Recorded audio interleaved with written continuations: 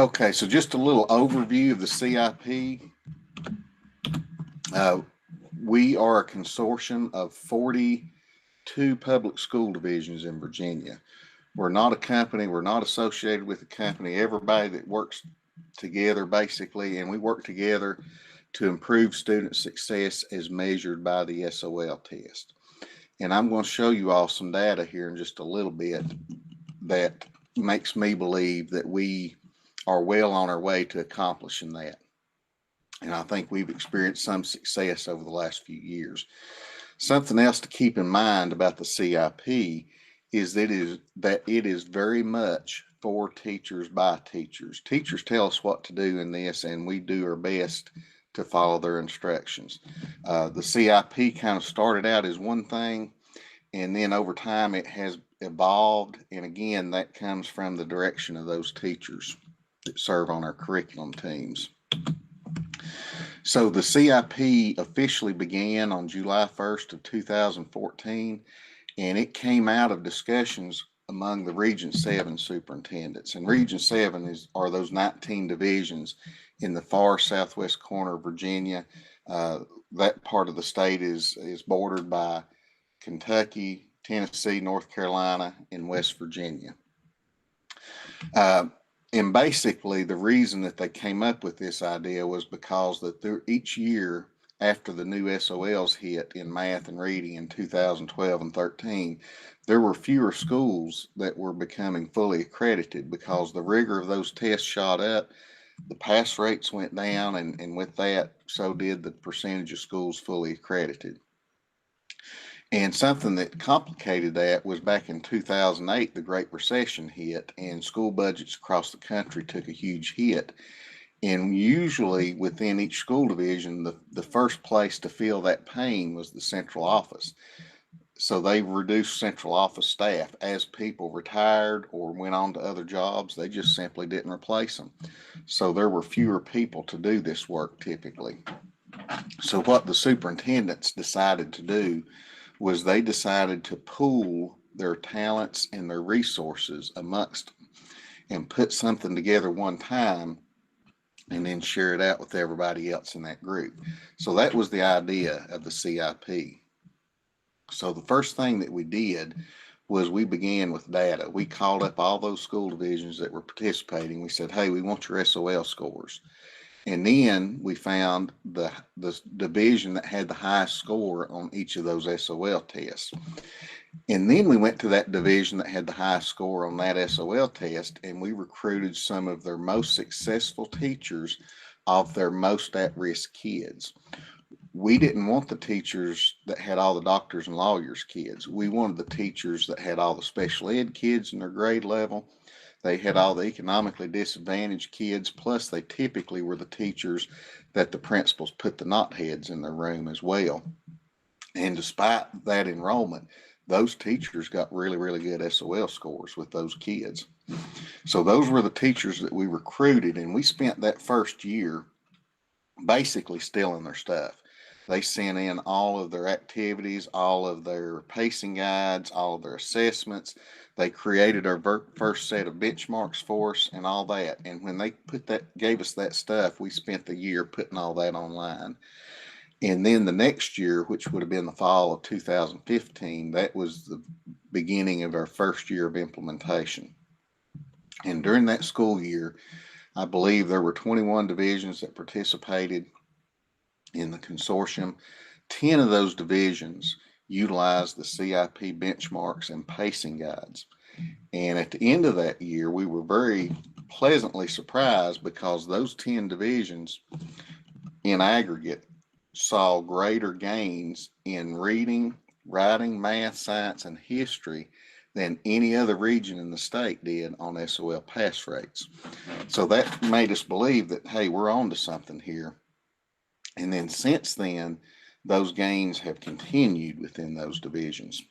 So we think that we've seen some success here. Now, another thing that we've done that first year is we began yearly reviews by what we call our curriculum teams. We realized that our curriculum could not remain stagnant forever, and we really wanted teachers to get together and tell us what we needed to do with it. So that was that process. And basically, the way that this works is each fall, we send out an email to all the central offices, and we ask for each central office that wants to participate to send us a list of teachers to serve on our curriculum teams. And that would be one teacher per division per course. So we'll have one teacher from each division in Math 3, another teacher in English 3, in Science 5, in Algebra 1, and so on and so forth. Then during the spring semester, we will schedule one day for each of those courses to get together to plan for the following year. We used to do it in just a physical location. So we said this meeting is going to be at this location. If you can make it, great. Now we're so spread out across the state that we actually have 2 physical locations. Plus, if you can't make it to one of those physical locations, you can participate via Google Meet like we are today. And on that day, everybody, whether they're sitting at home, at their school, or at one of those 2 physical locations where people come together, we're all connecting via Google Meet. We're all looking at the same Google Docs. We're all participating in the same conversation. And on that day, teachers in that course, they work together to tell us what needs to happen for next year. So they make all the decisions regarding the pacing. If they want to keep it the same, they can. If they want to change it, they can. They go through each and every one of the questions on the benchmarks with a fine-tooth comb, and they make them like they want them to be. If they want to take this question out and put another one in its place, they can. If they want to tweak that question, they can. If they think that we need some extracurricular materials, they'll make those recommendations. So they basically tell us what they want. They tell us how they want things organized on their website, and we try our best to do what they tell us to do. If there's any projects that they want completed that they can't do within that day, then we recruit some of those team members to do those projects, and they're usually done over the course of the summer so that they can be ready by the next fall in August.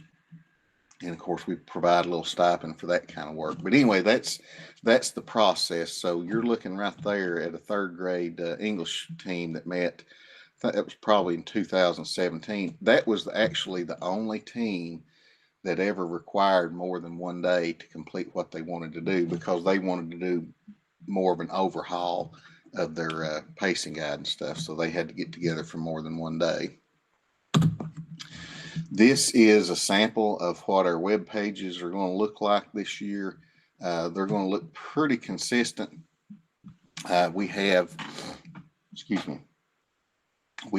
the pacing guide, and the pacing guide is one of the more critical things on here, especially if you plan on utilizing the benchmark, because the pacing guide shows us what will be assessed on each pacing guide, what will be assessed on the first quarter, on each benchmark, what will be assessed on the first quarter benchmark, the second quarter, and the third quarter. So if you look at the way that it's laid out in English, they're not laid out in any specific order. They're just sequentially listed, the standards are. We realize that everybody in English has different resources. So, you know, what one teacher does within that quarter may vary from another teacher. But the big thing is just make sure that we've hit all those concepts and skills with our kids. So the kids would have been exposed to that prior to the benchmark. Now, we also have our instructional materials listed there. You'll see here the arrow pointing to the right, that points to a Google Drive folder. So when you click on that, it'll open up all the materials for your course in a Google Drive folder. We have a plethora of new resources that will be available. I can't remember if English 5 is done yet or not. It will be within the next week or so. But anyway, all those resources, the old stuff that we used to have, plus all the new stuff, is going to be found right there. We have a lot of Google ready materials now, because we suspect that there will at least be some online instruction this fall based on COVID-19 and, you know, who knows what's going to happen. But anyway, we're trying to be prepared to provide folks with a lot of online resources so not everybody has to recreate the wheel. Now, some of those resources are in Google Forms format, and Google Forms are the coolest thing since sliced bread if you haven't used them, because you can use Google Forms as an activity, a quiz, a test, and they can be set up so that they can be scored automatically if you use certain types of questions. So we have lots of those things in there. The problem with Google Forms is that that file format has some fairly peculiar permissions attached to them. So in order for you to be able to access these in the easiest manner and use them and edit them and do whatever you want as you see fit, we have linked some instructions that the arrow pointing up is pointing to. And if you follow these instructions, what you can do, you can take all of the CIP stuff for your course and make your own copy in your Google Drive folder in about 30 seconds. So I'll show you how that works. Now, once you do this, all that is yours. You can edit it as you see fit. You can put it into your Google Drive. You can look at the data after the kids do their Google Form activities and all that stuff. So this is really pretty neat the way that this works.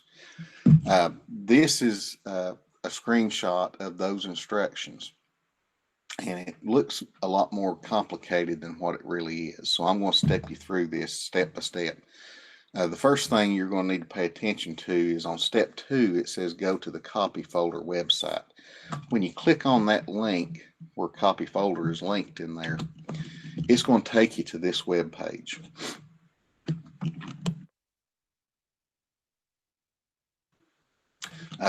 The copy folder website is a third-party application. It works with Google Drive. It is not part of Google, but it works very well. At least it has for me for several years. The first time you go there, since it is a third-party application, it's going to ask you to, or Google actually is going to ask you to review your permissions for this website. So when you click OK, then it's going to ask you, do you want to give this website access to your Google Drive? If you select no, this won't work for you. You have to give it access for this to work for you. So once you say yes, then what you'll do, you will copy the URL of the Google Drive folder that you want to make a copy of. And it can work with any Google Drive folder that you have access to. But in your instance, you're going to find the CIP English 5 2020 update folder, which will be linked to the top of your web page on your pacing guide. You'll open that up, copy the URL, and paste it right there above that arrow. Now, when you go to get the URL from that folder, it's just going to be a bunch of letters and numbers that don't seem to make much sense. When you paste it in here, it will change all of that gobbledygook to the actual name of that Google Drive folder. And that'll help you to understand, did I get the right one? So if you did, you can go ahead and click the next button.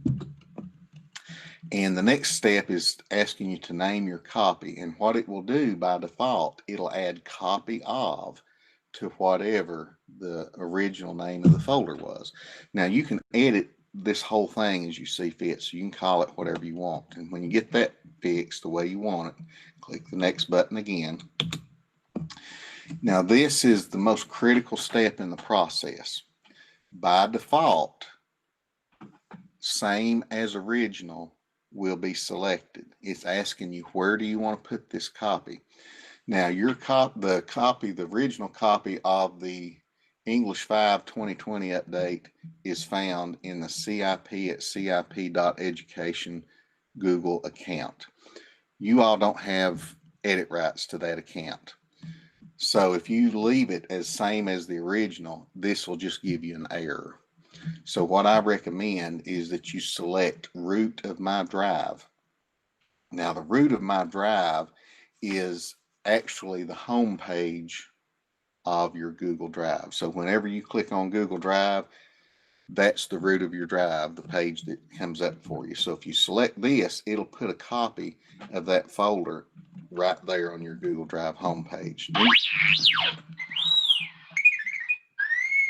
Sorry, folks.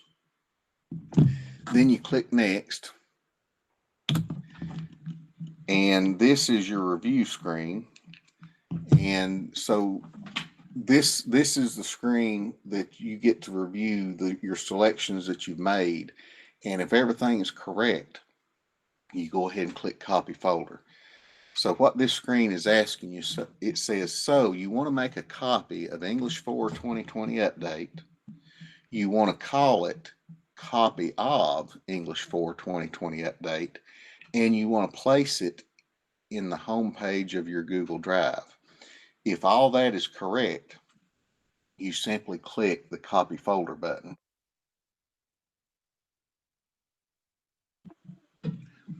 Within about 20 seconds of you clicking that button, this process will begin. At that point, this is very much a set it and forget it type of thing. Once the process begins, you can close that browser window out. You can turn your computer off, because this whole process takes place up in the Google Cloud. Usually, it'll take roughly 60 minutes for this to finish. This is not an instantaneous thing. It does take time. So if you turn off your computer and come back to it about an hour or so later, it should be complete. In the folder, in the new copy of your folder, you're going to see a log file, and it's just a Google sheet. And if you open that up, it'll tell you at what point in the process it is. It'll tell you if it's complete or if it's still working or whatever. But anyway, this seems to work really, really well. I've used it for several years. We've got a bunch of teachers using it now. And we really think this is the best way for you to access all the CIP resources so that you can use them as you see fit. On the homepage of our CIP website, you're going to see a CIP calendar of events.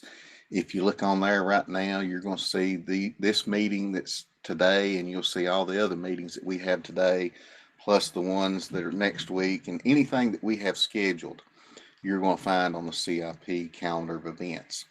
On each of those calendar events, you're going to see usually a flyer to the meeting to tell you what it's about. The flyer usually will contain a registration link.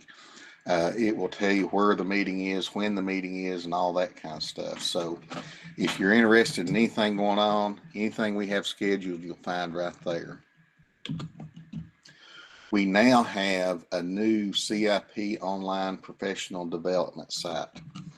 And just to give you some background on this, when the governor shut down schools on March 13th, he shut down schools before he let the superintendents even know. So all this was kind of, people suspected something might happen, but it was still kind of a surprise. So when schools shut down, several divisions were planning to try to do some online instruction. The problem with that there were many problems. Some kids didn't have connectivity and all that. But one of the other problems was that some of our teachers were very well versed in Google. They knew how to use Google Classroom, all the different Google tools. Other teachers, not so much. We had some teachers that never had attended any of that training. We had some teachers who may have attended that training 5 years ago and they hadn't done anything with it and they couldn't remember a thing about it. And given the fact that we had to socially distance and people couldn't get together, people were scattered to the four winds, the idea was maybe we could put together some resources to help folks out with this. So that was the idea behind this. We have a lot of modules on here. Each of the content areas you see listed are broken down into small chunks that are the individual modules. Each module has some things that you can work through, and then at the end of it, there's a Google form linked to the bottom of that page for that module. And if you complete your form, it's going to ask you to do a little activity. And then as soon as you submit that form, it's going to provide you with a professional development certificate that you can use for recertification. Each of the certificates are going to be for a different point value based on whatever kind of activities that you are required to do. I think they're from anywhere from 1 to 4 or 5 points per each one. Right now, we have a total of 90 some points that are available on the online PD site. Now, we have added some new things and some things I wanted to bring your attention to. Down there near the bottom, we have Performance Matters modules. And last year, we had 5 of our divisions that actually used Performance Matters. And the thing that we learned last year about Performance Matters is it is a completely different animal than what we're used to. So the way that it's set up is completely different. So all the expertise that we have with interactive achievement, or what they call it now, Power School Assessment and Analytics, all that expertise won't help us at all with Performance Matters. So we recommend that you get all the training you can in Performance Matters. And we have some other resources here to help you as well, training resources. We also have the CIP teacher orientation. So we're going through these meetings. We started last week, we're going this week, and then we'll finish up next week. Each day we're posting these recordings of these meetings on that CIP teacher orientation page. And then the last thing we just published that this weekend, is our online teaching modules. And there's several modules. I think there's 8 different modules in there. And we put those together because several teachers said, well, I went through all the Google Classroom training and all those other Google tools, and I understand how to use the tools, but I really don't have a clue on how I need to put all that stuff together to actually teach online. So we've gotten some resources pulled together there, and we've actually collected some examples from some of our peers who have actually taught online either this spring or this summer. And Jamie, she's one of the ones on here with us today. She actually sent us in some of her information. So we're very thankful that she shared that with us.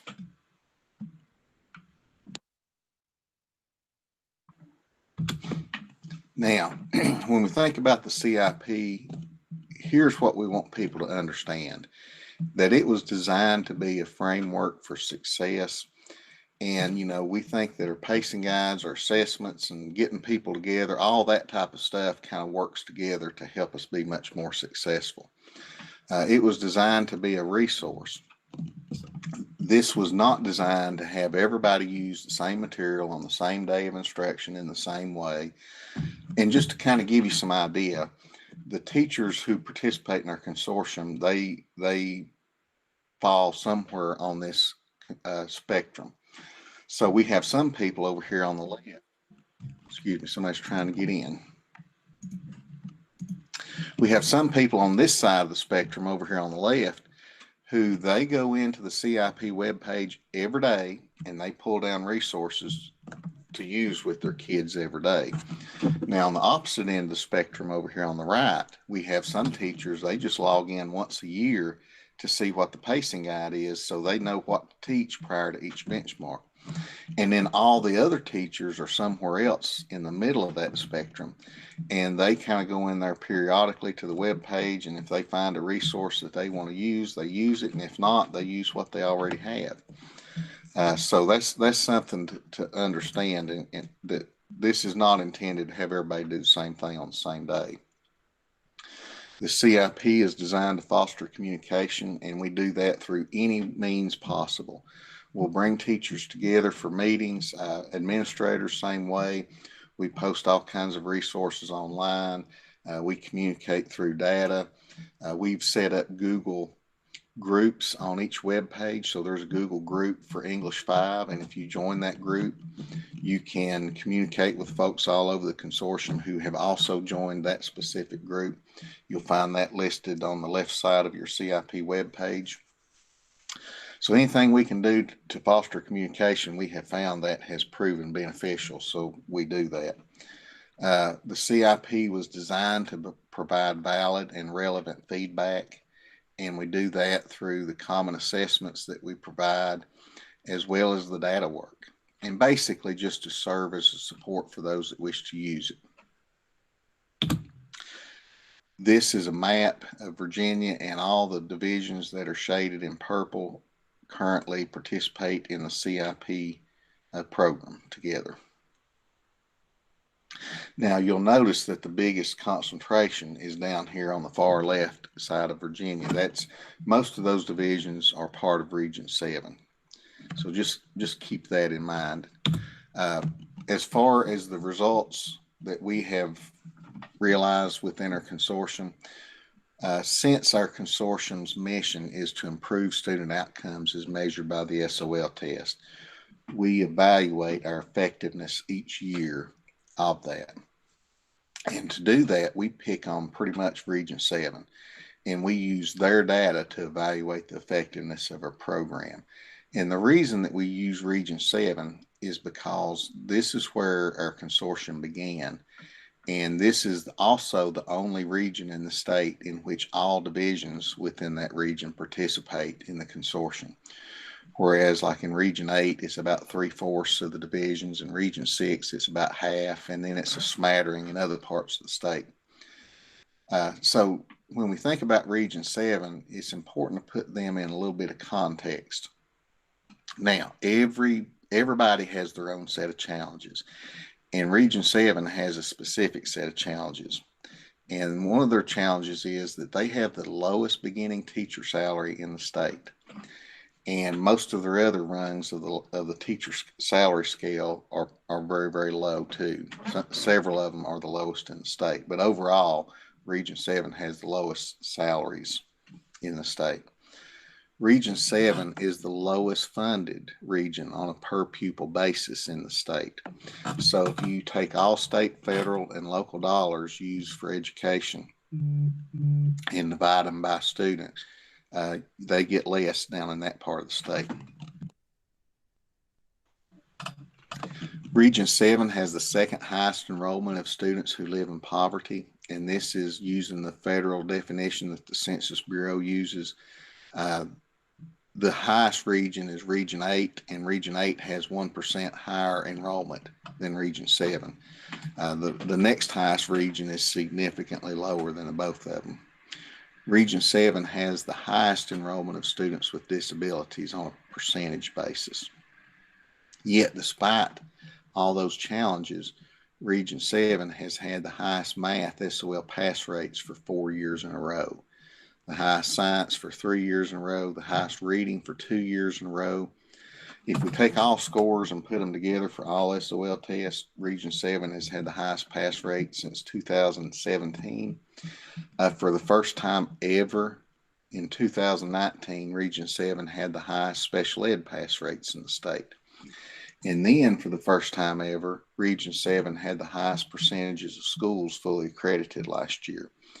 So you can see with those statistics, those are the things that make us believe or cause us to believe that by putting teachers in charge of the curriculum, by people working together, by relying on all this data, it seems to pay off. So let's talk a little bit about our CIP benchmarks. Of course, they will be administered via Performance Matters this year. Of course, interactive achievement operates on Flash, and Flash is going away a little bit later this school year. So everybody had to do something different. And again, Performance Matters is a completely different animal than we're used to. So please make sure that you avail yourself every opportunity to participate in any kind of training that's ever offered. And keep in mind that we do have some resources to help you on the CIP online PD side as well. But when we started this process several years ago, we asked that the benchmarks be approximately 15% technology enhanced items. And for the new teachers with us today, those technology enhanced items are those things like drag and drop, multiple select. Those are the questions that if a kid's going to miss one on the SOL test, it's typically going to be one of these. So they're usually the more rigorous test items. Now, since then, many of our curriculum teams did not feel that that was sufficient. They did not want the hardest test the kids to see all year to be the SOL test. So many of these curriculum teams actually have added more TEI items since then, so they have greater than 15%. And we'll talk about that in just a second. We've asked them to make sure that they can administer their benchmarks in approximately 50 minutes. So they shouldn't take all day long to administer. Usually they have about 20 to 25 questions on the reading benchmarks. That doesn't mean that every kid can take them within 50 minutes, but most of your kids should. And the reason we do that is because we have some teachers that have 47 minutes for a class and other teachers that have 90 minutes or more for a class. So we try to make it so that you don't have to stop the whole world in order to give a benchmark. Now, in the past, prior to this year, when we were using interactive achievement, we set up all of our 3 through 8 reading and math benchmarks in a CAT-like format. That's computer adaptive tests, like the SOL test is done. Now, on the SOL test, it actually dynamically assigns kids questions based on how they answered their previous questions. It's not like that on our CIP benchmark. Every kid will see the same questions. But in the past, we were able to remove the back button. So on the math, when they got to question number 2, they couldn't go back to question number 1, just like on the SOL test. On the reading, they can go back and forth between questions that are associated with the same passage. But once they got to the second passage, they couldn't go back to the first one. Now, this again worked in interactive achievement. We have been asking for this feature to be available to us in Performance Matters. They say they're working on that. When it will be available, if it will be available, we can't say. If it does become available, we would certainly like to use that, because at every one of our curriculum team members, every one of our curriculum team meetings, the teachers say that they think that's an important thing for our benchmarks. Now, another thing that's going to happen on the benchmarks, starting with 5th grade and up, is you're going to find paired passages. And that's where a kid may have presented a passage that would be a fiction passage and a nonfiction passage in the same place. And they're going to be asked a question that they're going to have to analyze both of those passages to answer that one question. That's something that was new with the 2017 SOLs, if I'm not mistaken. So whenever we get to give those new SOL tests, we will certainly see that beginning in 5th grade. Now, we also, this doesn't apply to English, but on the 4 through 7 math tests, we do have a non-calculator section up front, that there's no calculator provided. And then a calculator section would be the second section that kids can access that Desmos calculator. Now, we put a lot of effort into our benchmarks to make sure that they are as good as they possibly can be, because we really want that data to be extremely actionable at the classroom level, at the school level, at the division level. So I mentioned previously that during our curriculum team meetings, those teachers scour through each of those questions one by one, and they make sure that those questions are exactly the way that they want them. And after they get finished with that in the spring, then we'll make a PDF of all those benchmarks in the summer, and we'll send them out to the central office folks. And we've already done that for this summer. And we ask all those central office folks who will to show these to as many teachers as they can, because we want as many eyes on these as possible before we ever give the first one. And we have a process by which people can provide us feedback. We want them to look at these things very, very critically. Because if we have a problem, we want to fix it before the first kid ever takes the test. So they send us all that feedback in. I think we're asking for the feedback by August the 21st of this year. Then we go through each and every one of those comments, and if it's something that needs to be fixed, we fix it. If it's something that's not simple, we'll send that comment to the curriculum team, and they'll tell us what they want done with it. So that's all the things that we do on the front end. And then we'll send them out to the school divisions, and teachers administer these to their kids.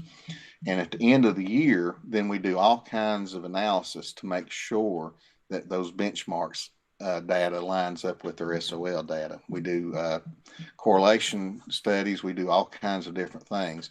And the first year that we did that, we were very pleased with the results. That would have been back in 2016. And since then, that continues to improve. So again, we've been pretty pleased with the benchmark and SOL alignment. We do provide your schools with a report that we call our progress monitoring report. And what that does is that projects SOL pass rates based on how well we did on those particular benchmarks. And what we find at the end of the year is that we are within 1 point plus or minus on average of predicting those SOL pass rates based on the benchmarks. Now, it's not a direct comparison, so we don't say that 70% pass the benchmark, so 70% are going to pass the SOL test. It doesn't work like that, but these projections are pretty accurate. When the teachers are putting together the benchmarks, they don't put them together as if they were a summative assessment that we should be able to take a grade on. So that if a kid gets 70, it means that they're proficient. It's not set up like that. The benchmarks are set up as formative assessments so that we can really wring our kids' understanding out on these things, so that if a kid shows that they're weak in a given area, we can do some remediation so that likely they will be able to answer that question correctly the next time they see it on the SOL test or a question like that one. So when you look at your scores, the number that you're going to see in isolation doesn't really mean a whole lot. If you look at this table in the upper right-hand corner, this shows our English math benchmarks from 2019. And you can see there the pass rate is kind of weird. This is the percentage of kids that got 70% or better correct on the benchmark. Now, there's no magic in 70%. The only reason we use that is that was just the default cut score in interactive achievement, and we needed something because people wanted to see that number. So we don't really look at that pass rate. In fact, we tell people just to avoid it, don't even think about it. It doesn't mean anything. So that's why we're showing you this data. But teachers really wanted to be able to look at a kid's score and make some determination about how well that kid was doing based on that score. And again, in isolation, that score doesn't tell you anything. But a couple of years ago at one of our curriculum team meetings, one of the teachers came up with the idea to create these tables that you see at the bottom of the screen. And what these tables are the historical distributions of our benchmark scores and the SOL performance for the kids that took that benchmark.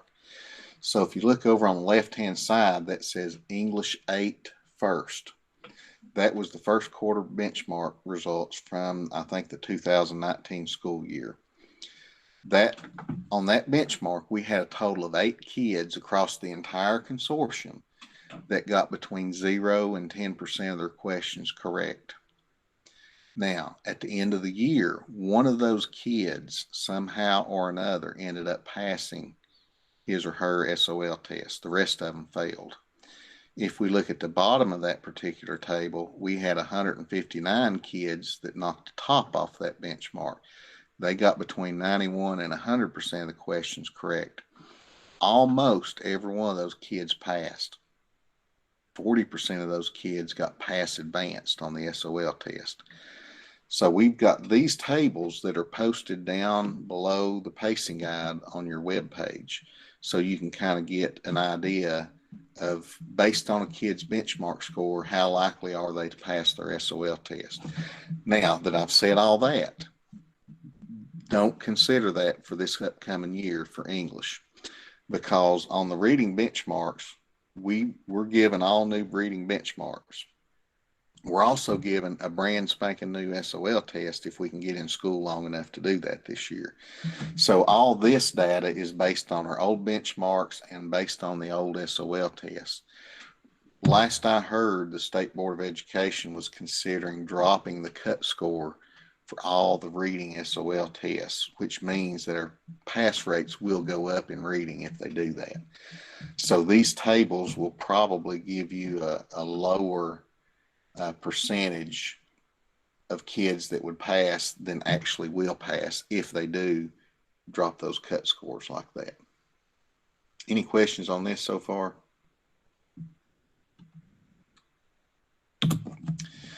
Now, I told you that when we looked at our projections, our SOL projections based on our benchmark data, that we were pretty close. We were within plus or minus 1 point of predicting a school's pass rate. We did have some outliers. We had a few schools that did much better than we had anticipated, and we had a few schools that did much worse. And every time when we find one of those outliers, we want to find out why they were outliers. And every time we've investigated that, we found out it was because of some way or another that they approached pacing or approached administering the benchmark or something like that. So we couldn't find anything that had to do with the actual assessment itself, but rather with what the adults did with all that. So after we found several of those stories over a couple of years, we decided to come up with our benchmark administration recommendations. And these recommendations are intended to mitigate those outliers. So we're saying if you follow these recommendations, it's going to be much more likely that your data is going to be much more accurate. So the first thing that we recommend is to remediate as soon as you give those benchmarks.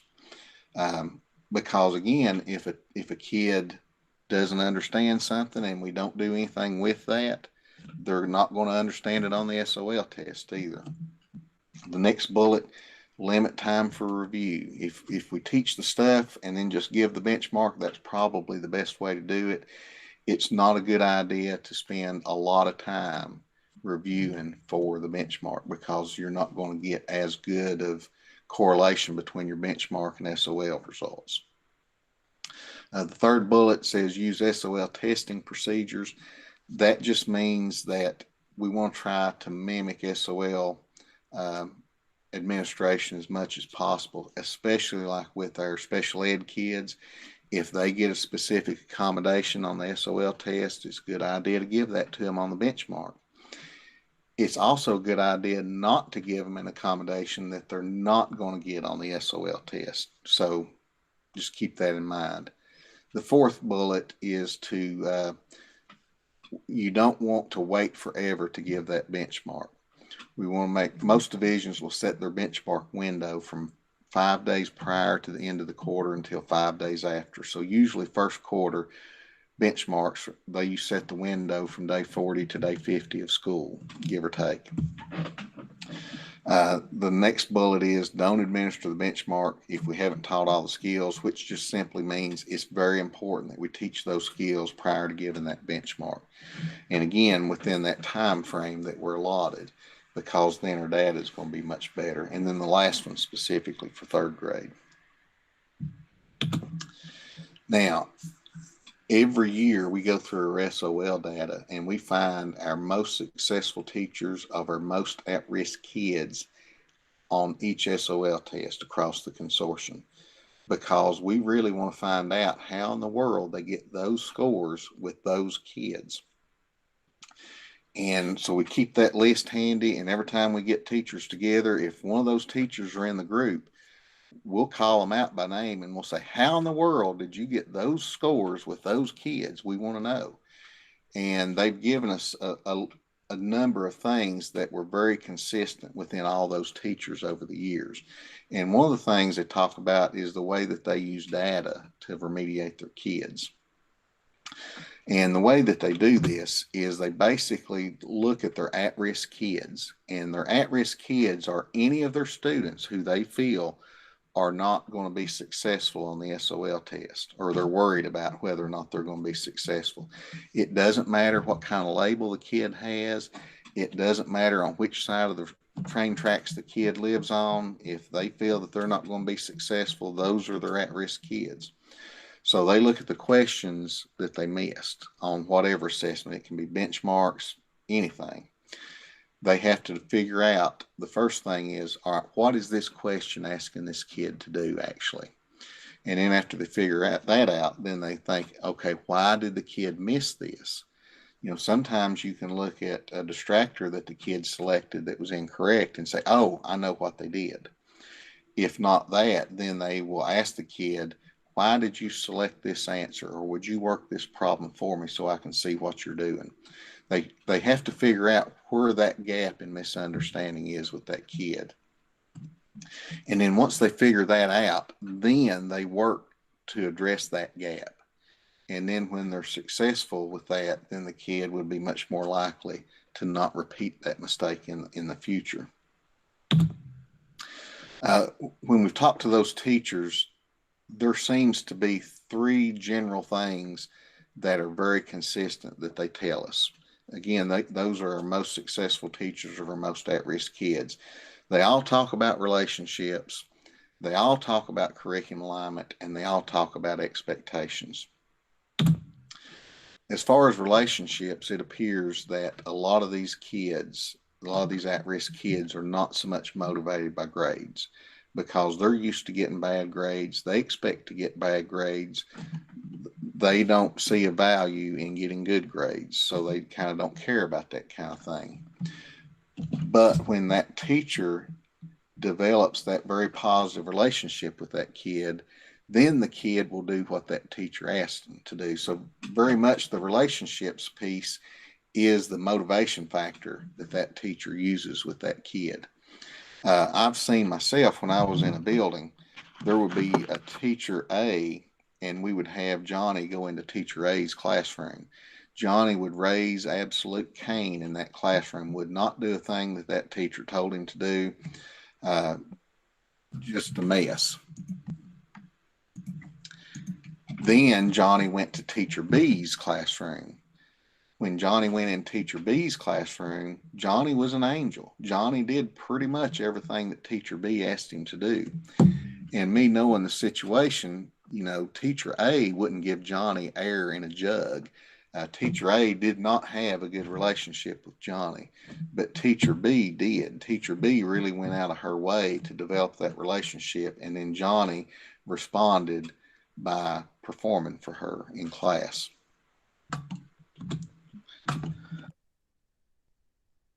Curriculum alignment is something else that they talk about. In fact, they tell us that they typically don't use the textbook, at least start on page 1 on day 1 and go as far as they can in the year. The document that they all talk about using are the curriculum frameworks, or is the curriculum frameworks. Because that tells us exactly what the kids should be able to know, do, and understand. The curriculum frameworks are set up from K-12 to give us a pretty good vertical articulation of skills, so that if we do what we're supposed to in each grade level, it's going to make it that much easier on the next teacher in the next grade. But anyway, if the standard asks the kid to do a very specific thing, then they're finding resources that also ask the kids to do that very specific thing at the same level of rigor that the curriculum frameworks require. But this is very much a process. When we look at this across schools and across school divisions, what we find is that the more successful schools and the more successful school divisions also make sure that curriculum alignment happens in each grade. And it's kind of like when Henry Ford set up his assembly line way back when, 100 and some years ago, to make his Model Ts. He didn't tell the workers at each step along the way, listen, you guys just do what you see fit. You put whatever part on whatever place that you want to, and it's all going to work out, because that's not the case. He told each step along the assembly line exactly what they were to do and exactly how they were to do it. And the more closely they adhered to those instructions, the higher the quality the Model T is when it rolled off the line. So that analogy we see is very pertinent when it comes to curriculum alignment. The other thing that the teachers talk about are expectations, having high expectations. Now, of course, every human being says pretty much that they have high expectations. So um, we wanted to investigate that further. But anyway, the thing about expectations for these teachers are this: they expected their kids, again, regardless of label, regardless of which side of the railroad tracks they lived on, they expected those kids to perform at the level specified in Virginia's curriculum frameworks. Now, just having high expectations by itself isn't enough. So if the kids failed to meet those expectations, that's where the remediation stuff came in. That's where it was upon the teacher to make sure that they helped the kids to meet those expectations. But anyway, I want you to look at this. This is some data from 2019 from one of our schools that has traditionally struggled with accreditation. They're not fully accredited right now. This was sixth grade English data, reading specifically. And what you see there is we see the final grade, we see the total number of kids that got that final grade for the course, and then we see the percentage of kids for each of those grades and how well they did on the SOL test. So, for example, here we had a total of 60 kids that got an A for the course. 5% of those kids failed, 76% passed, and 18% scored pass advanced on the SOL test. Now, when we look at B's, we had a total of 63 B's in the class. 41% of the B's failed their SOL test. Now, let me give y'all a minute to chew on that just a second. Does anybody see anything wrong with that?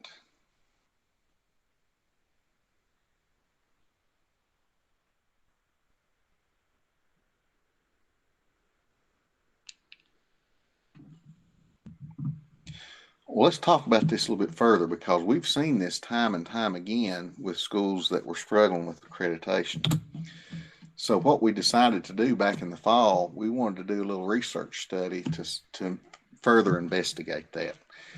Because based on what those most successful teachers of our most at-risk kids were telling us, that expectations were a really big thing, and the fact that our struggling schools, typically their grades were kind of out of whack with their SOL proficiencies, we wanted to see if we could figure this out a little bit more. So we knew that we needed some kind of a measure of classroom expectation. And then once we developed that, we wanted to see how those classroom expectations impacted our SOL results. So we sent out an email to all of our central office folks and asked all who wanted to send their grades from 2019. We just looked at reading and math because we felt those would be provide us with the most consistent results. Then we developed a thing that we call our expectation index. And what that does, that looks at how our classroom, how our school, and how our division expectations match up with the state's expectations. And then we analyze the relationship between that expectation index and SOL outcomes, and also with growth, because we have our own growth model that we've developed based on SOL test scores as well. And so this is basically how we set this up. So if you look at this table on the right, this will show you how we kind of think that maybe the grades and the SOL proficiencies should line up. And we set it up like this for two reasons. Number one, because when we look at our most successful teachers or most at-risk kids, theirs seem to line up very close to this. Another reason why we set it up like this is, if you think about it, what is the lowest proficient grade that we can give a kid on a report card? That would be a D, right? What's the lowest proficient score on the SOL test? That's a 400, pass proficient. Think about it this way. An advanced score in a grade is an A or maybe a high B. An advanced score on the SOL test is a 500 or better. So that's kind of the way that we set that up. You'll see that we assigned a grade value to each grade and a proficiency value to each proficiency level on the SOL test.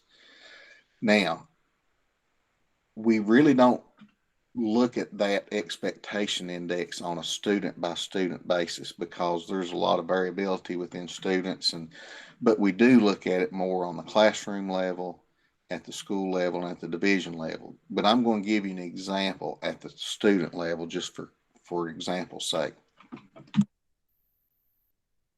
just to kind of explain this. So let's say we had a kid that they got an A for the course and they scored pass advanced on the SOL test. Our expectation for that kid would be the grade value divided by the proficiency value, which would be 3/3. So their expectation index would be 1. Then we have another kid that got an A in the class, but they failed their SOL test. That would be 3/1. So that kid's expectation index would be a 3. So what we're thinking, the closer, and again, we're not looking at this on a student by student basis, but more or less at the classroom level, at the school level, and at the division level. But what we're thinking is the closer our expectation index value is to a 1, that the more aligned our expectations are to the state's expectations. The higher that value is, then the lower our expectations are relative to the state's expectations. And another way to say it is the more inflated our grades are relative to the state's expectations. So this scatter plot shows the results of that study at the division level. Each of those dots represents a division. You can see they're placed on here from left to right based on their expectation index. And you'll see that the closer to the right, or excuse me, the closer to the left they are, the higher the SOL pass rates they had. And the closer to the right they are, the lower they had. Now, we certainly have some outliers, so this isn't a one-to-one correlation.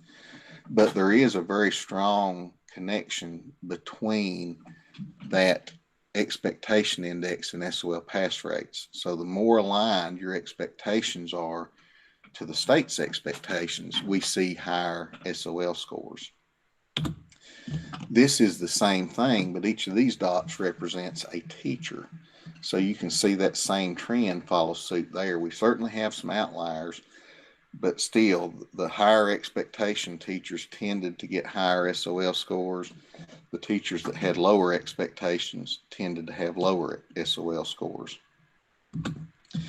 This is another way to look at it, looking at the teacher level. And what we did here is we categorized teachers within this same data set based on whether they had the top third scores for their SOL test or the bottom third of scores or the middle third of scores within, again, the same test within the same comparison data set that we're looking at. And if you look on the table that says all students, you'll see the A rows. That shows the kids that got an A for the year. And the kids that got an A for the year in the bottom third teachers class, almost 9% of those kids that got an A failed their SOL test. Whereas in the top third teachers classes, it was only about 1% of A's failed their SOL test. Then when we go down to B's, you see that we had almost 30% of B's failed in the bottom third teachers classes, where only about 7% of B's failed in the top third teachers classes. And then as you go down that list, it gets even more spread out from there. So that's for all students. But if we look over at special ed kids, you can see there's even a bigger difference. So it seems that teachers who did not have as high of pass rates tended to have lower expectations of their special ed kids than teachers who had higher pass rates with those kids. And of course, with special ed, things are a little bit more crazy because there's a whole lot more different expectations with those kids when you go from teacher to teacher to teacher. This is looking at the correlation between growth and that expectation index. And what we see here is as our expectations are lower, we tend to have lower growth on the SOL test. And that's based on our CIP growth model.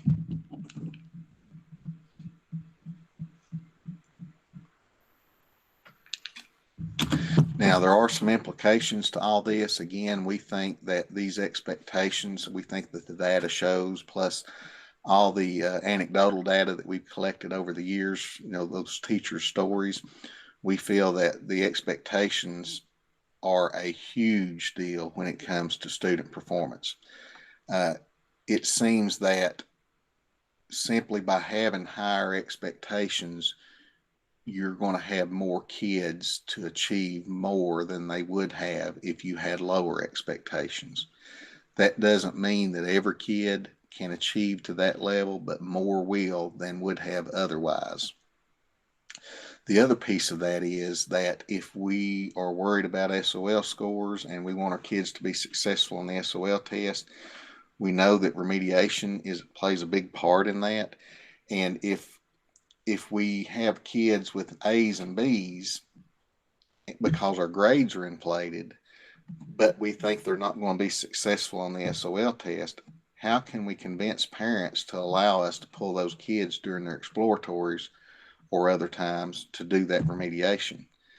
We've had some school divisions that basically banned teachers from pulling kids because they received so many complaints.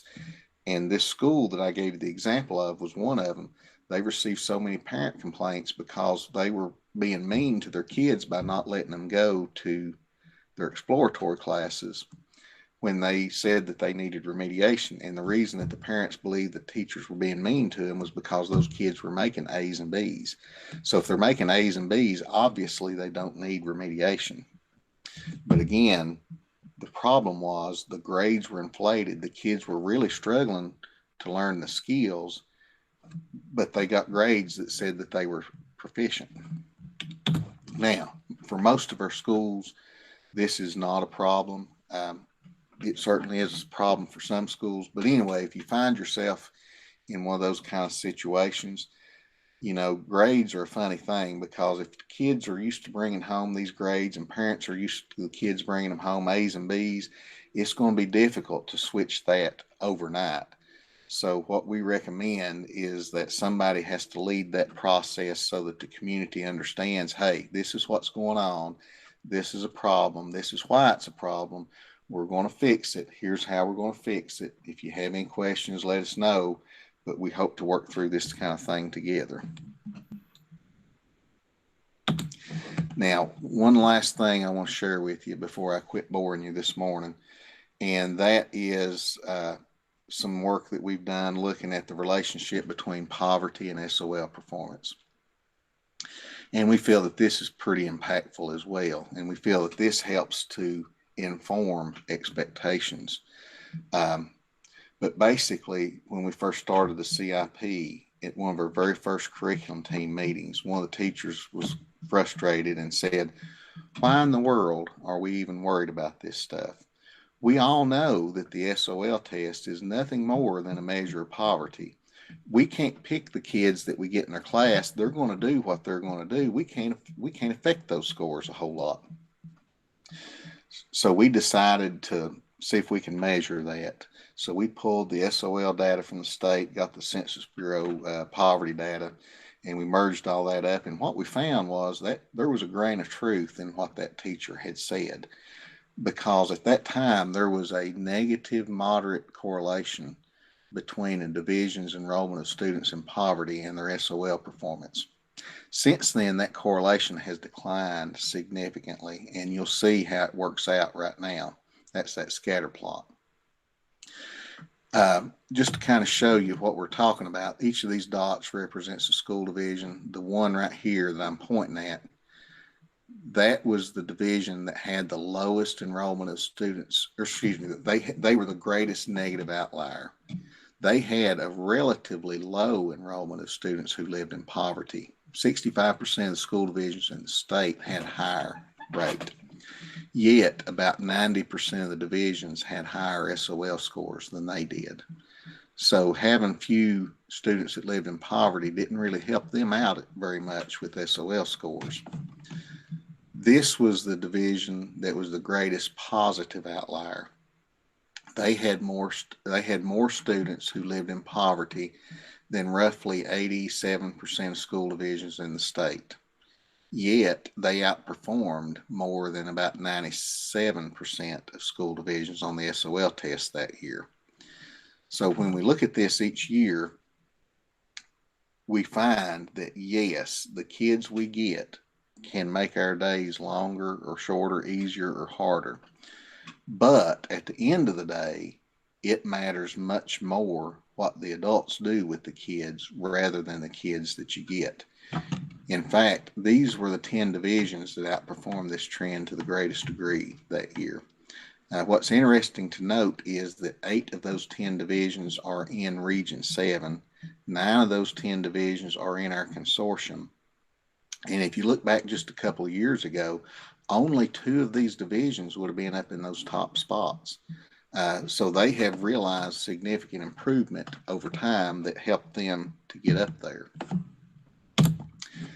So, does anybody have any questions, comments, or concerns of me before we turn it over to Amanda? And while you're thinking of that, I'm going to post a link to a Google form in the chat. It's there right now.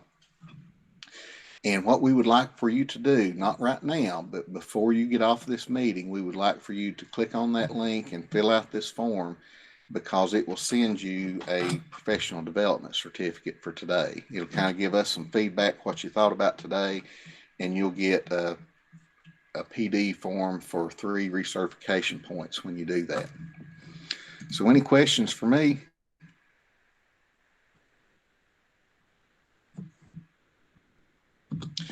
Well, now I'm done boring you. So what I'm going to do, I'm going to stop sharing my screen. Amanda, I'm turning it over to you. Please tell us what you want to tell us. All right, thank you, Dr. Hurt. I appreciate it. Even being on the committees and seeing this information before, it just always, I don't know, it just always impresses me for teachers that are part of the CIP to see what they're doing and how they're overcoming some pretty unique challenges in our in Southwest Virginia. And I'm excited that we've got a lot of new teachers and new divisions to the CIP, because that means it can only get better. The more eyes that are teaming up, the better and more user-friendly the CIP is going to be. This is probably the best that it's ever been. I can remember when we first started, and now with the Google Forms and the online platforms that I know a lot of our divisions are going to, I'm really excited to see these new resources. So again, my name is Amanda Gilman. Feel free to call me Amanda. I teach in Wythe County Public Schools, and I'm getting ready to have my 7th year teaching 5th grade. Usually I focus on reading and social studies. But just to kind of give me some information, if you would, in the chat box, I would like for you to tell me what kind of brings you to the meeting today, whether you're a brand new teacher or brand new to 5th grade, or your division, this is your first year with working with the CIP. So tell me what brings you to the meeting today, and then something that you really hope that I'm going to cover today, something that maybe that you have specific questions about, or just something that you really hope that I touch on. So those 2 things: what brings you today, and what you hope I touch on. So I'll give you a couple minutes to do that in the chat box.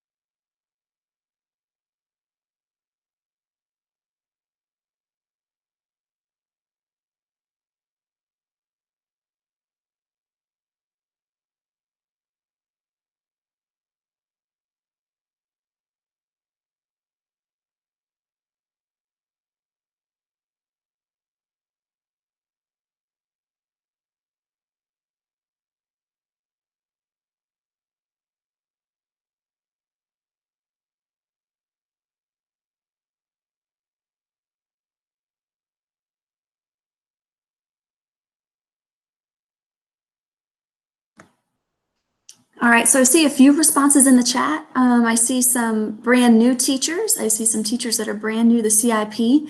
And if there are any teachers who have used the CIP before in the past and are here just for PD points or just a refresher, if I forget something or I miss something or there's something that you think is pertinent, please feel free to jump in. I would love to have your input as well. All right, so what I'm going to share with you, I'm going to post a link in the chat box. It's going to be an overview of our agenda for what we're going to be going over today. And I have two goals for this morning. Number one, that you leave comfortable and confident in how to navigate the site and access the resources that you need. And number two, that we get out well before 12 o'clock because I know the meeting is slated until 12. But hopefully we can get everything that you need to know before then.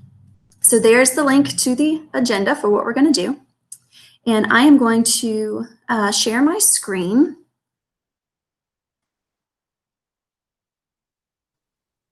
And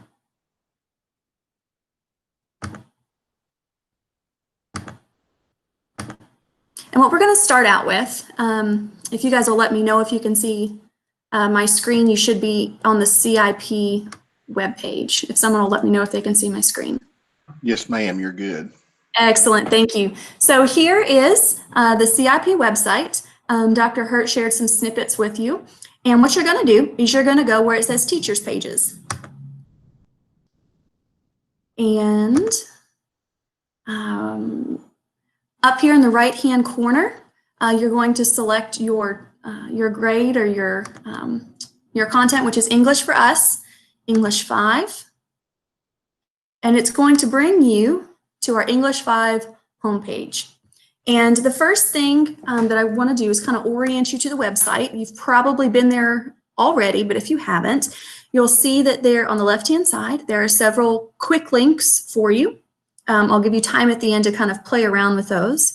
And then here on the landing part is the pacing guide. And I'm one of those teachers that is constantly referring to the pacing guide and uses the materials from the CIP, maybe not on a daily basis, but I use it to supplement what I'm already doing in the classroom. However, the pacing guide is kind of like my Bible, that and the curriculum framework when it comes to teaching. And so what we're going to do first is kind of look at how it's structured. This top part is where the link is for all of your materials that are housed on the CIP website. You've got your curriculum framework breakdown. Again, like I said, one of the most important documents that I use on a daily basis in my classroom.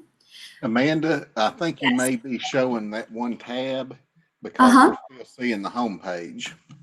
Gotcha. Thank you. How about now? That's it. Excellent. Thank you. I appreciate that. Okay. So again, here's the top where the materials are. Here's my curriculum framework right here. We'll come back to this in just a little bit, but this is new to the CIP this year.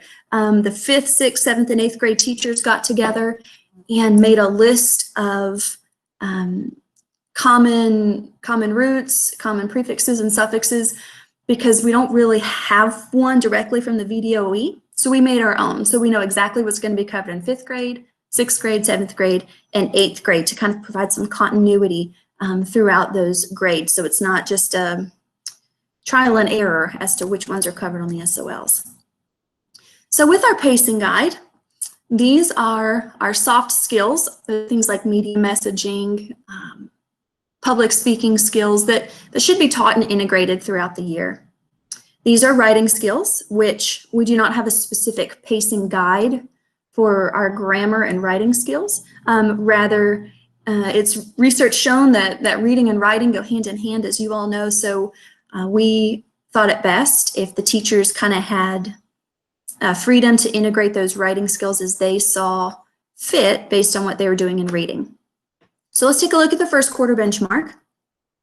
You'll notice over here that these are the genres that we focus on. That was one of the new standards that English 5 incorporates our genres. So you can see that they're pretty fiction heavy. Therefore, the standards that we are putting in the first quarter are very fiction heavy. When it comes to nonfiction, which are your 5.6 standards, we decided to kind of lay the groundwork for nonfiction texts to teach students how to do headings and graphic organizers and charts and be able to skim materials and to summarize. And so we did that on purpose because we know that a lot of students struggle with nonfiction, and we thought that by giving them the basics in the first 9 weeks, that would be helpful. Moving into the second 9 weeks, you can see that there's definitely more of an emphasis on nonfiction, and that's reflected too in the genres that we're studying. So we're building on fiction, really honing in on nonfiction this 9 weeks. Third 9 weeks, we have lumped in a lot of language type standards when it comes to word reference materials, figurative language, which pairs well with poetry, which is why this is the single genre that we focused on this 9 weeks. And so why we did that is they should at this point have the basics for fiction. They should at this point understand nonfiction. Poetry itself is its own animal, but this is really where those paired passages can really come into play. We understand that paired passages for the SOL could be something along the lines of looking at 2 nonfiction passages that come from different perspectives. It could be a poem paired with a nonfiction passage, or a poem paired with a fable, for example. So we really wanted to use the third 9 weeks to kind of bring all of those things together. And then fourth 9 weeks, there's nothing new taught in fourth 9 weeks. We are allowing teachers to use that time to tie up loose ends, remediate, and begin really working on those test-taking skills if they haven't covered them already. So that is the pacing guide and kind of the rationale for why things are located in 9 weeks that they are. And let's take a look at the curriculum breakdown.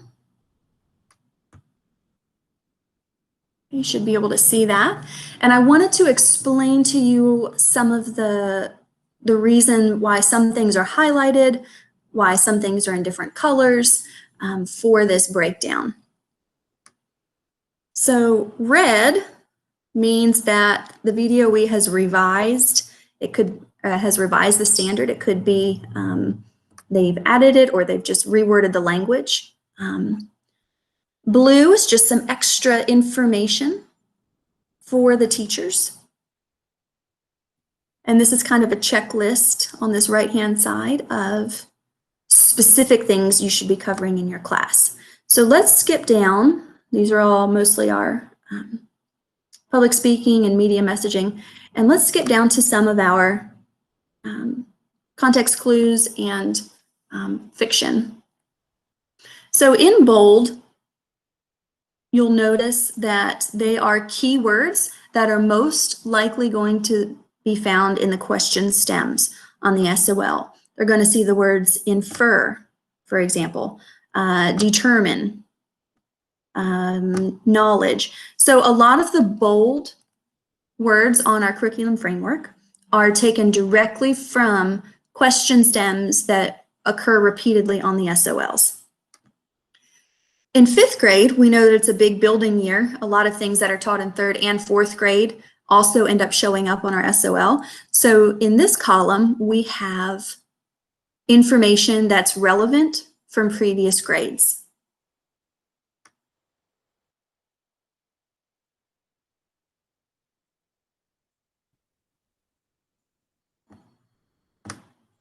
Just kind of scrolling down. There's some more things related to fiction, but this is kind of the overall look of the curriculum framework breakdown. Here's something important to note with the new standards for those of you that are brand new to 5th grade, is that theme is now going to be a topic that students are assessed on. and the difference between theme and main idea. Theme is used for fiction. Main idea is used for nonfiction for the most part, and they are not interchangeable. So that's just an example of something specific that the curriculum framework will be showing you.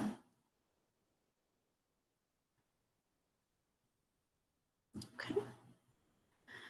The next thing I want to show you is how the CIP has taken the most common textbooks and aligned them with our pacing guide. So let me pull that up. You'll see right over here, for those of you that have adopted the HMH series, that's there. Those of you that have Benchmark Advanced, those of you that have Wonders. So I'm going to click on the HMH. I know that several Region 7 divisions use this. And so here's our 5th grade pacing guide.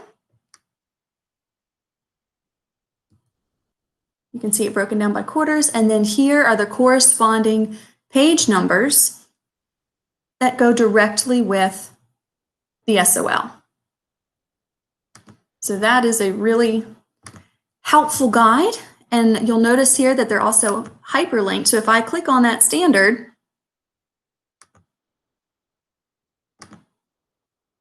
it will take me directly to the folder where all of the resources are housed.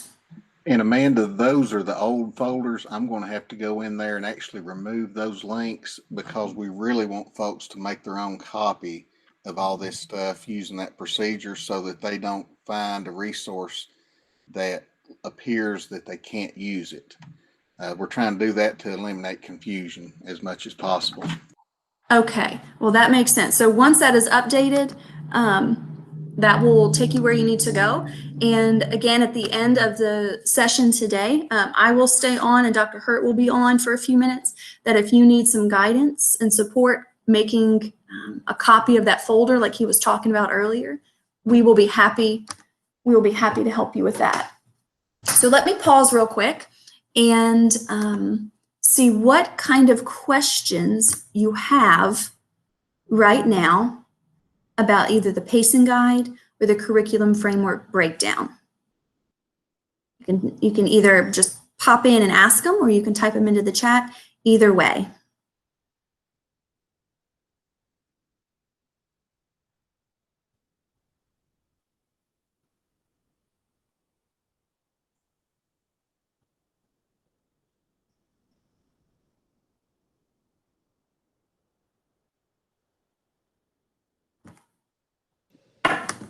Amanda, Yes. I have a question. What you have up right now is for the HMH reading series. And Yes. I'm new to 5th grade. I've taught middle school for 21 years. Uh-huh. The HMH, I noticed everything that's listed on the right-hand side. Does that correlate to the teacher's editions and specific stories? Yes. So, so on the right-hand side, the V1, for example, for this means volume 1, and then T53, that T just lets you know it's the teacher's edition, the teacher's guide, and it's on page 53, page 101. Or down here, for example, with 55A, we're in volume 4, page 158, 292. Did that answer your question? Yes, and there's, I'm trying to get back to your screen so I can see it. It's like the PAL thing. What is that? So the Teaching Pal, there are a couple different books that that it has. So you've got like the Teacher's Guide, and then the Teaching Pal, I believe, if I'm not mistaken, is the copy that the teachers have that looks almost exactly identical to the student edition, if I'm not mistaken. If someone else has used it more frequently, please feel free to chime in and let me know. But I know that there are a few different books that come with the series that this is talking about. One is a Teacher's Guide, another is a Teaching Pal, which I think is like the students. Thank you. You're welcome. What other questions do you all have?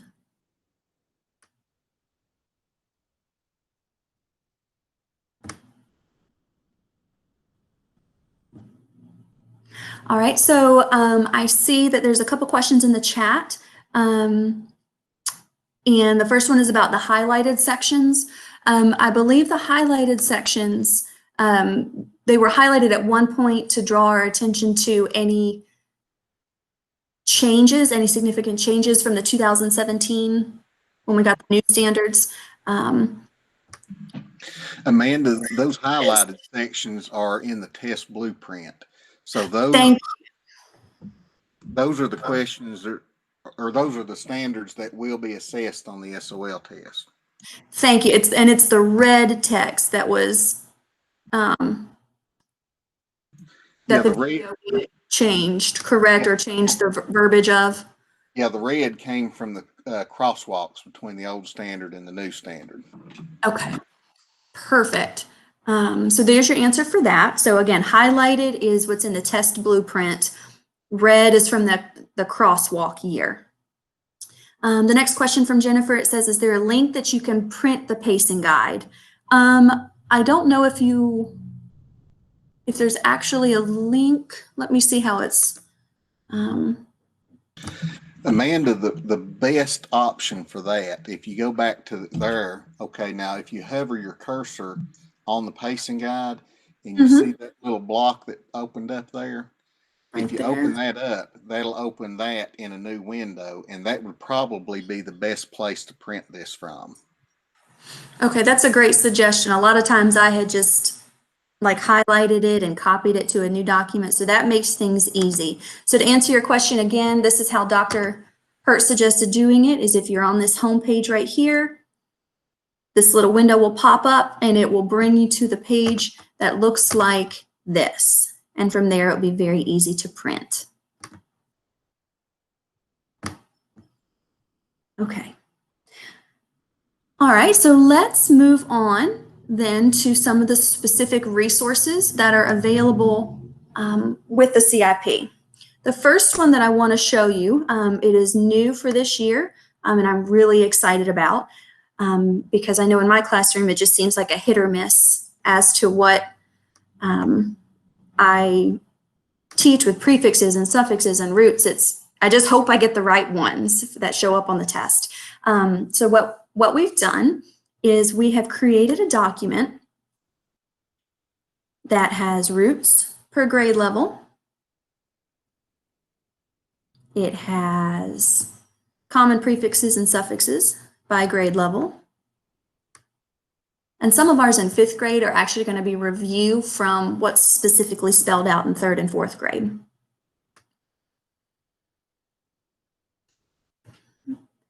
And then we have a sheet that you can actually just print out and hole punch and give to your kids if you want, as far as a teaching resource, because it's got the root, the meaning of it, and examples of its use in everyday life. And we have that for 5th, 6th, 7th, and 8th grade all the way through. So that's the first one. Really super excited about that one for this year. And then the next thing that I want to share with you, again, you can go to all instructional materials. Up here at your pacing guide. Let me pull it up.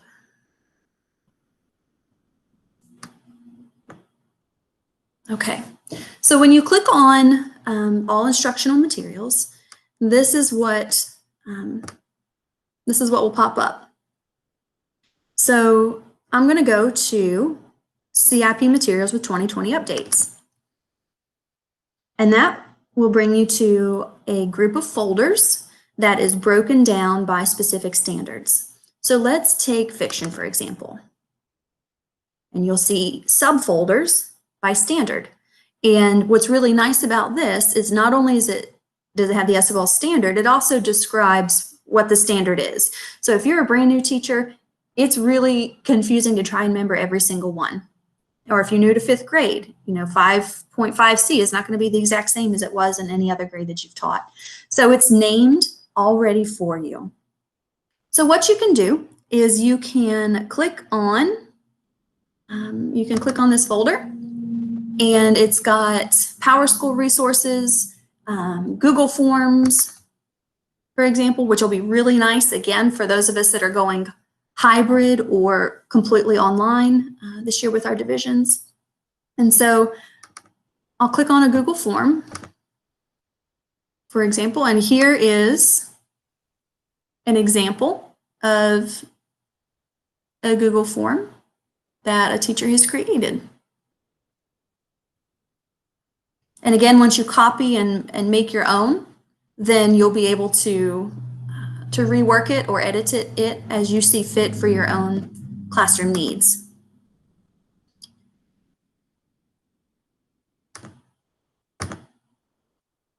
So let's go to some printable materials. Maybe you're just looking for some resources that you can use in your classroom.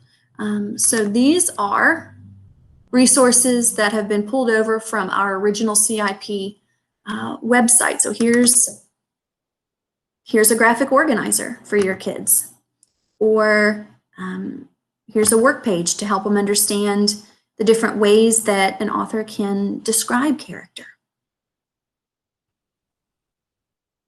So those are just some examples of materials that are available to you.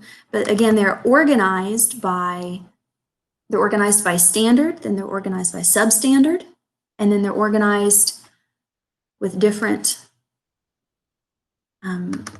folders. There's Google instructional materials, such as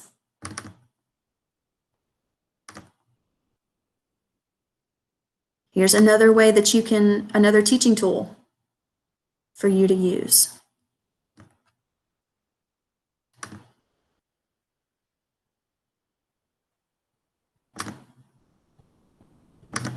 Another great thing about the CIP, even though we don't have a writing pacing guide like we talked about earlier, we still have grammar and writing resources for you. And right here you'll see just some grammar bell ringers, again, organized by the specific standard and labeled for you. We'll take a look at commas, which are pretty easily confused with our fifth graders. The favorite thing for my fifth graders to do is just to use a comma where a period should go, but that just might be my kids. But here's just simple warm-ups for your kids.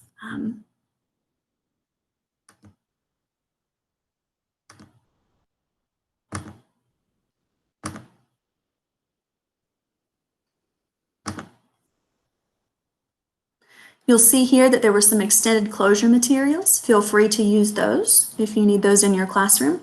Here's an introductory video that one of our CIP teachers made a couple of years ago that gives you kind of an overview.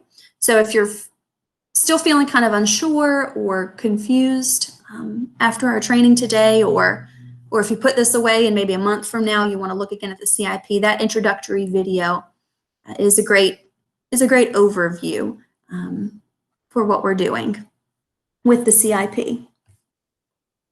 All right, so I'm going to pause there. Are there any questions for instructional materials or anything that you'd like for me to show you again with these materials? You can either hop on and ask, or you can type it in the chat.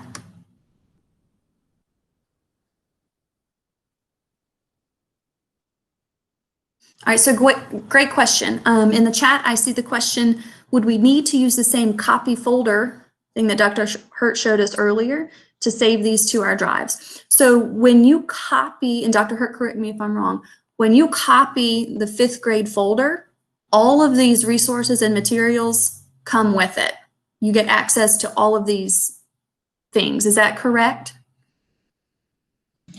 Yes, ma'am. Once you copy that English 5 2020 update folder, all this stuff is now yours in your Google Drive to use as you see fit.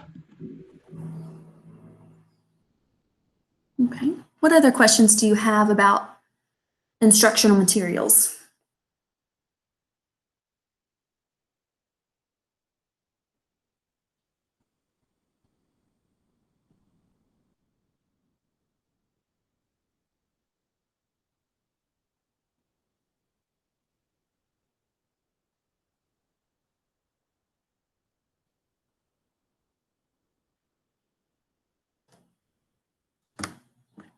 I'm not seeing any other questions right now in the chat.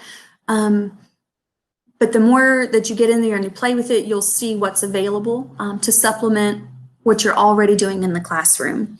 I do want to show you something especially for our first year teachers, or ones that are absolutely brand new to 5th grade and just need some help for where to start. Here I am again on our 5th grade English landing page. On the left-hand side, there's something called Archived CIP Materials from 2019. And if you go to that, there are some old resources from our old standards that are still relevant and are still helpful. So I'm going to take nonfiction, for example. And what these have done is these actually have lesson plans and worksheets or resources to go with them in many cases. So if you are looking for not only the resource, but also the lesson plan that accompanies it, this is a good place for you to go.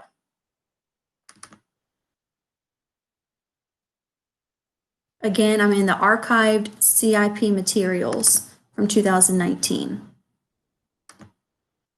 So here's an example of what one of those lesson plans look like. They've got your objective. They have the standards that you're addressing, what you're doing for warm-up with a resource linked right there, what the teacher's doing, what the student's doing, and your wrap-up. And there's any work or homework. So for those of you that want a little bit something more structured, the CIP archived information is a great resource for you as well. And those do not come over when you copy the folder. These are in a separate place. You can certainly copy the archive materials, but you would have to do that separate. That's a good point, Dr. Hurt. Thank you for that. And just, yeah, so if you wanted to copy them, you're going to have to copy those separately, but you can access them again right here from this section of helpful links. Okay. Any questions about materials or resources before I move on?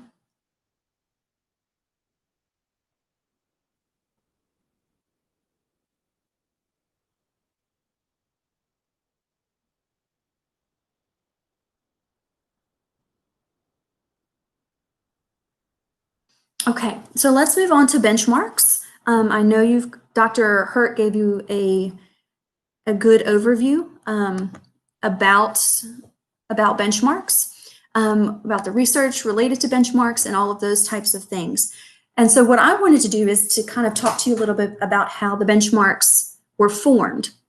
Several years ago, we got together and pulled questions as a team, and like Dr. Hurt was saying, we reviewed them over and over to be sure that they were fair and that they aligned with the standards that we had set out in our pacing guide. Well, when the VDOE changed their standards and added things like paired texts and themes and changed up some of the wording, our benchmarks needed to reflect that. We also wanted to be sure that our benchmarks reflected the rigor of the SOL, because like Dr. Hurt said, we didn't want the SOL to be the hardest test they'd seen all year. So over the past year, a team of benchmark writers wrote them with the specific things that we requested. And we as a 5th grade team got really specific. We said we want these particular genres tested in pacing guide or tested in benchmark 1. We want this number of passages, this number of questions, this number of TEI questions. And so from those very specific guidelines, our benchmark writers have spent a lot of time and a lot of hours rewriting them. Now, we haven't gotten to administer all of them, obviously, because we got out of school early. And so I will be interested to see the data correlation either this year or next year or whenever we get back to school in a normal way. I'll be interested to see what our data correlation looks like for our benchmarks. And our benchmarks are not easy. I will just tell you that for those of you that are new to 5th grade or new to teaching in general, They are not easy. Do not expect to see 90 or 95% pass rates on them. Typically, my SOL scores at the end of the year are pretty decent, but my benchmark scores, my pass rates are not. It is not uncommon for me to get 50 or 60% pass rates on my benchmarks. And again, that goes back to we're not necessarily looking for super high pass rates. We are using the benchmark as a remediation tool to give us information for exactly what our kids need. And speaking of remediation, there is another component to the CIP that is there for our use and our benefit. So let me share my screen.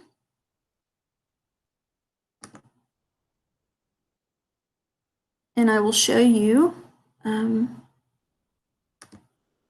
what those remediation models look like.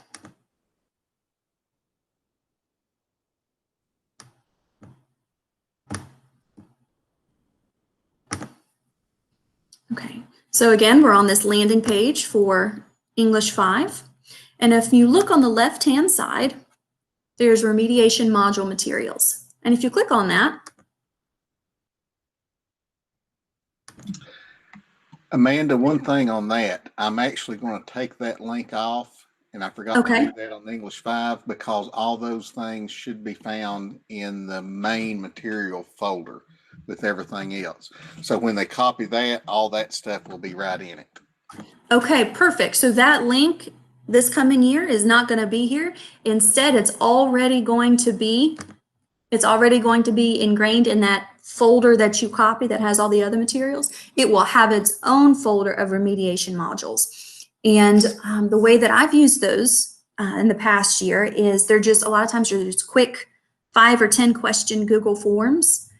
Sometimes there's a PowerPoint presentation or a quick video or a YouTube link that teachers can use. And so I have assigned it to students individually through Google Classroom. And I've used it for students that need extra support. I've used it for students that were out sick that day and that can probably learn it independently on their own. I've assigned it to them as a makeup module. I've assigned it in as small group assignments while I'm working with other students. So they can be used in a lot of different ways. It just depends on how your classroom is set up and how you want to use them. There's no right or wrong way, as long as students are getting what they need.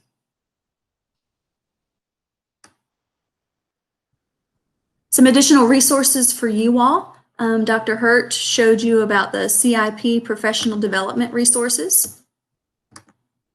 And this is what they look like on the website. So I know that our division is requiring us to do some virtual PD before we come back in August. And this is one of our options for virtual PD is to take some of these courses, take some of the modules and turn in our time for that. There are also resources for the VDOE on our landing page that are right there linked for you that will take you where you need to go. And again, there's always that video that I showed you a link to that gives an overview of our CIP information. So that is the brief overview. I know we went pretty quickly through all of this, so I want to stop for a minute and I want to know what kind of questions you have, or if there's anything that you'd like for me to go back to and show you how I got there again. Either go ahead and pipe in, or you can type your question in the chat, either way.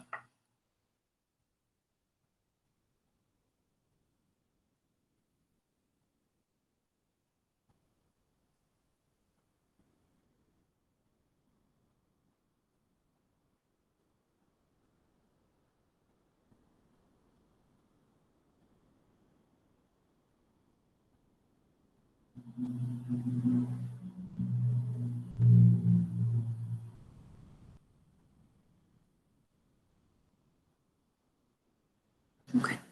Is there anything that you were hoping that I would go over in our materials that I have not yet gone over? Again, you can either pipe up and ask me or type it in the chat. Anything that you wanted to see that I haven't shown you.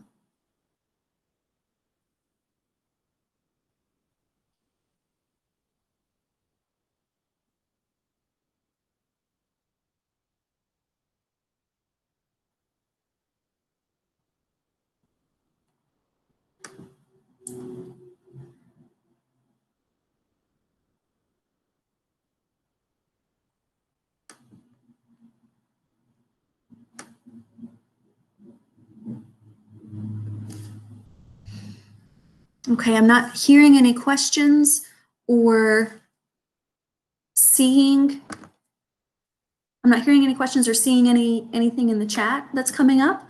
So what I'd like to do is, if you are comfortable and confident and you want to spend some time playing around with the CIP, by all means, please do so. I and Dr. Hurt will stay on here for a little while longer. If you need some extra support for how to copy those folders, again, those directions are step by step on the English 5 landing page. But we can stay on here for a few minutes and kind of walk you through it if you get stuck.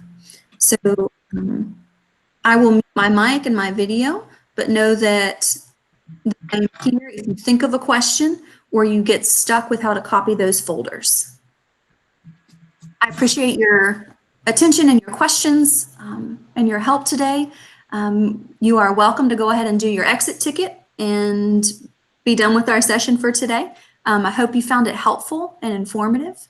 If you have any questions, please feel free to ask me or to ask Dr. Hurt or to ask one of your district representatives, and we can help clarify some things for you. Thank you very much, Amanda. And folks, again, we will hang out on here for a few more minutes. So if you have all your questions answered, please feel free to go ahead and submit your exit ticket. And if you're good to go, then you have a great day. If you have any other questions, we'll be here for a few more minutes.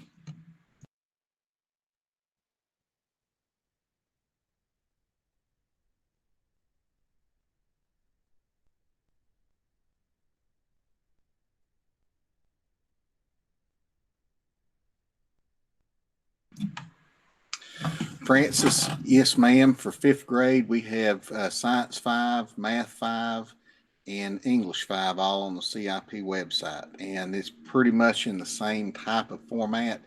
Things may be organized a little bit differently, but you should expect similar types of things.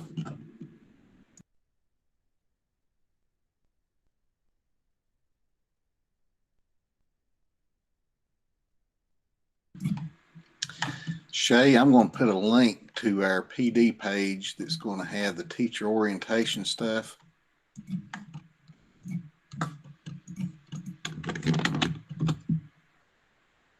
So a little bit later this evening, probably we'll have today's video posted on here. Of course, it's not right now, but it will be later.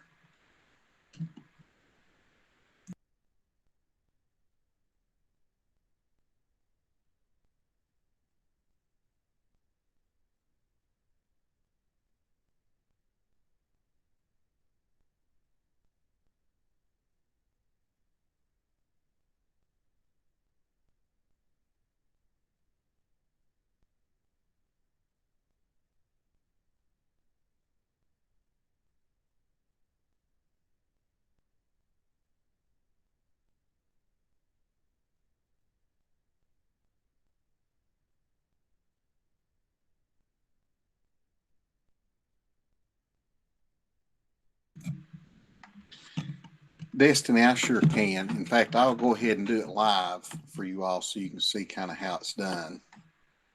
Let me get a new window open.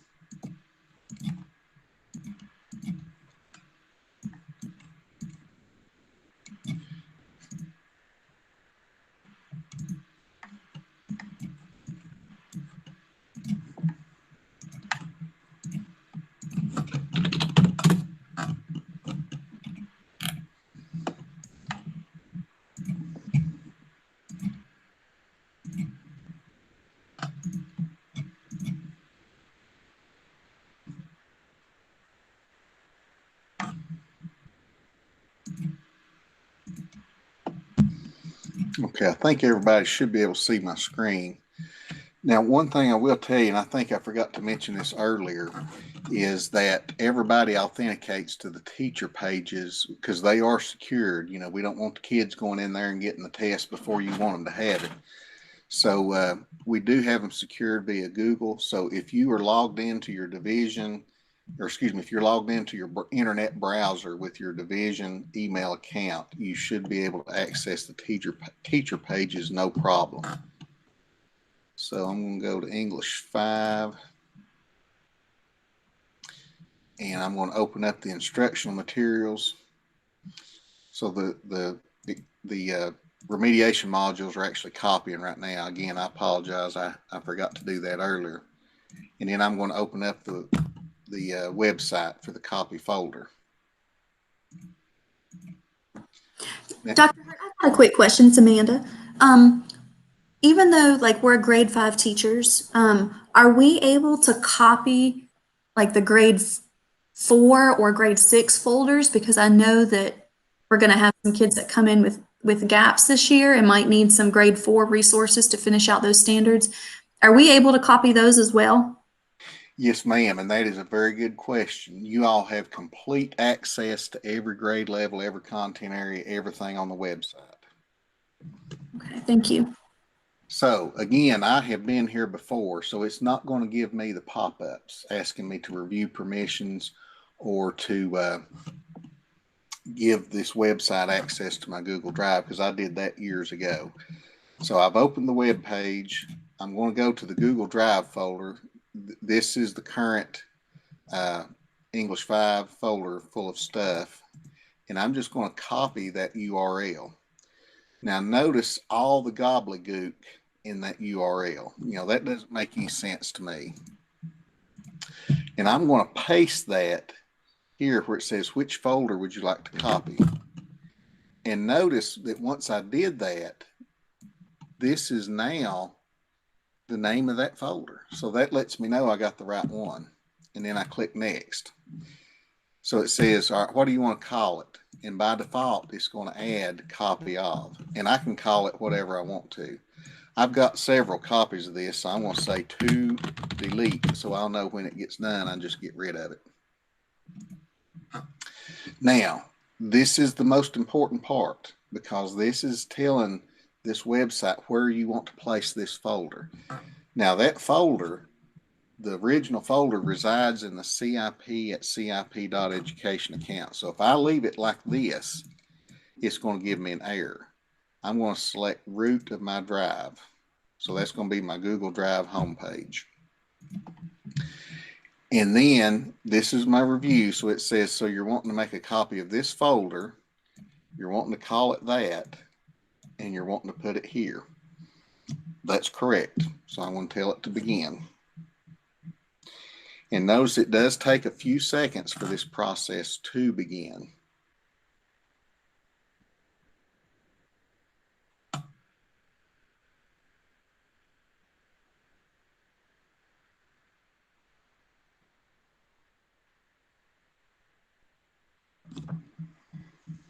And it usually doesn't take this long. It's usually started by now. So, okay, so it has begun. So now this is the forget it part. I've already said it. Now I can forget it. I can go on about my business. I can click out of this. There is a copy log that you'll see that you can watch it work. And it's just a Google sheet. And what it will do is every time it makes a copy of something, whether it's the folder, the subfolder, or the resource in there, it'll add a new row to the spreadsheet. So you can kind of watch it working as it goes. There is this cell right here that says progress, and it lets you know where it is in that process. So it says it's working right now. When it finishes and everything is done, it'll turn green and say complete. Now notice there's rows that's currently being added to this spreadsheet. That corresponds to the things that are being copied over in my Google Drive. Now when I go to my Google Drive, and y'all have to please excuse my messiness in here. But when I go to my Google Drive, there is the folder. So this is the home page of my Google Drive, the root of my drive, and there's the folder that's currently being copied. So it's not all done yet, but it will be done probably within the next hour or so.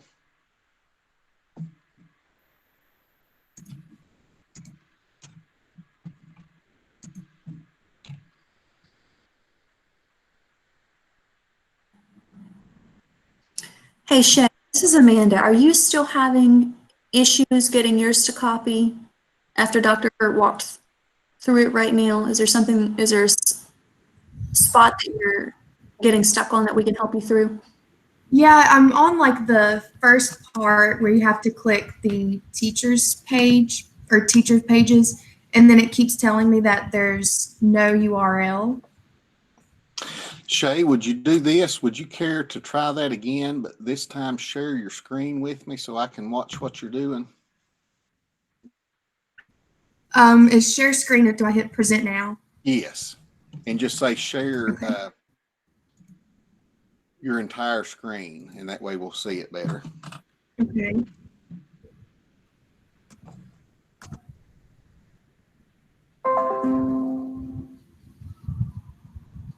All Can you right. see it? I can. Okay. So then I go to the CIP website and then teachers page, Yep. and then it does that. Okay.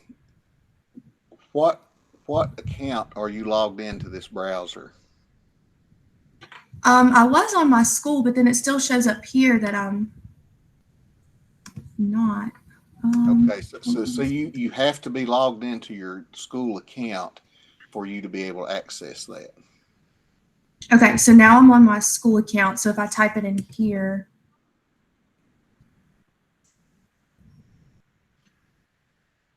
and I'm still on the school one.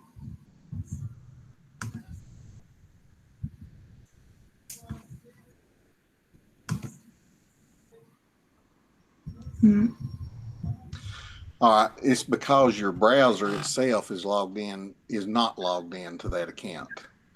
So Okay. So maybe. yeah, if you'll sign out or open up a new incognito browser and log in with your school account, then you should fly right in there.